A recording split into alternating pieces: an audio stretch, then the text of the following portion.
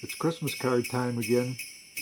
Will you have the same conversation this year that you have every year about who stays on the list and who gets taken off the list? Here's my take on it. Did your family even have a Christmas card list when you were growing up? Mine did. And be honest, did anybody feel guilty about taking names off it? We did. When I was growing up in the 50s and 60s, my mother had a Christmas card list that she kept.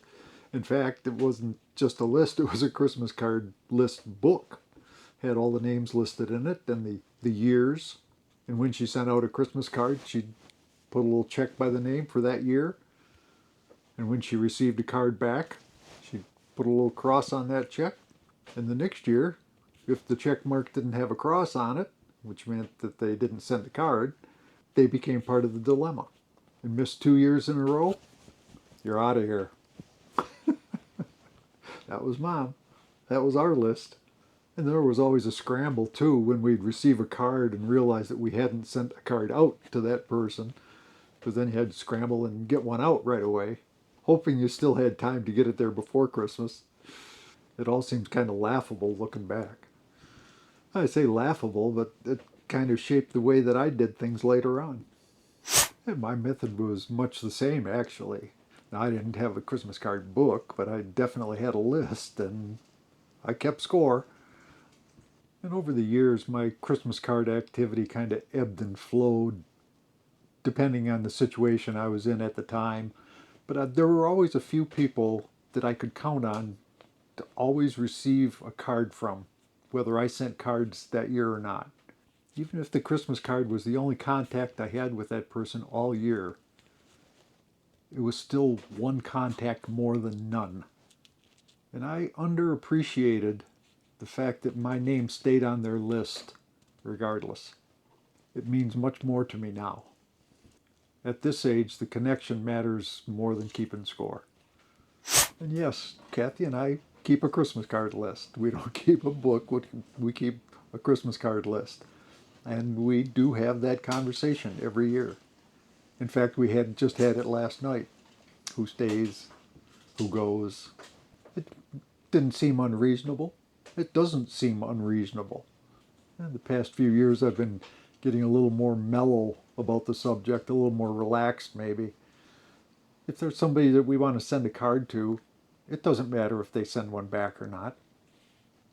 It may or may not have some significance to them, but that's their decision to make, not mine. If I want to send a card, I'm going to send a card. These days, we're more concerned about who we failed to send a card to, and our list keeps getting longer. We're okay with that. We're okay with that because Christmas card time for us is a lot of fun. We look forward to it. A number of years ago, in fact, not long after we got married, we decided to make our own Christmas cards. And like I said, we have a lot of fun with that. The first year we did that, we came up with a design that I had been wanting to do for a long time and never had. And you may or may not know, I've been into photography for a long time, and I've always enjoyed compositing, which people call it photoshopping now, and well, lately it's all AI, but they still call it photoshopping. And I really enjoy doing that. Anyway, we dressed up in hippie clothes, and I photoshopped us on the background of Woodstock. So it looked like Kathy and I were at Woodstock. It was kind of a hit with the recipients, and it's still my favorite card. And since then, every year we come up with a design and put together a picture and make our own Christmas cards. And we, like I said, a couple of times already, we have a lot of fun doing it. Now, some years are more creative than others, but folks seem to enjoy it, and we have a great time doing it. Another year, I designed the card to make it look like we were out Christmas caroling with the Rolling Stones. And that was fun putting together too, but there's a story that goes along with that one. We have neighbors here in North Carolina that spend their winters in Florida, but they're on our list.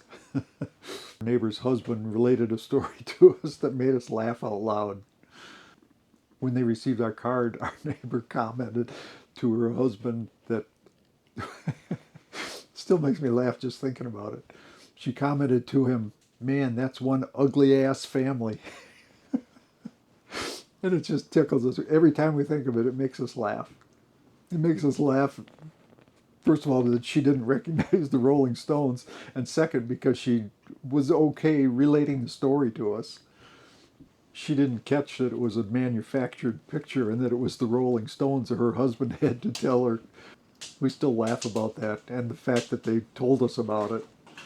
And the point is, where at one time addressing and sending out Christmas cards might have seemed like a chore, a little bit of a chore, now it's just a good time.